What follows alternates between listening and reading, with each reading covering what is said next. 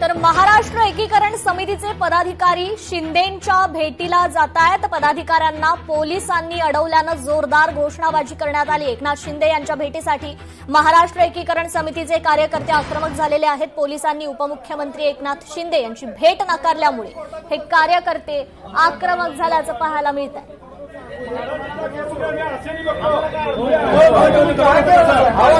भरपूर घातले महिन्याभर मी कोर्टातच असतो। आम्हाला घरच्या सातबारांच्या सरावून नाही आलेलं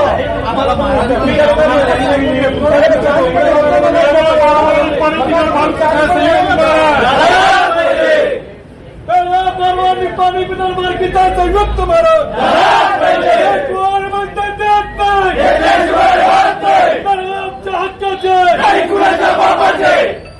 नहीं चलेगी, नहीं चलेगी, दादागिरी नहीं चलेगी। बेगाव कारवार निप्पाणी विदर्भाचा संयुक्त महाराष्ट्र।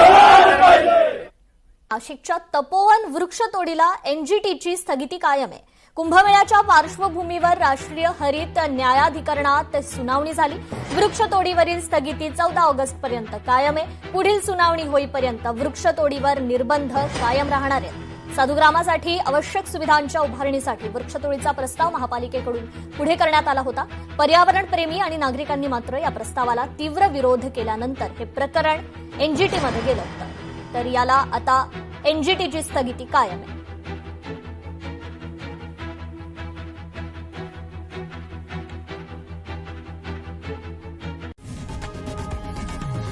लोकशाही मराठी ऐका, पहा, जागरूक रहा।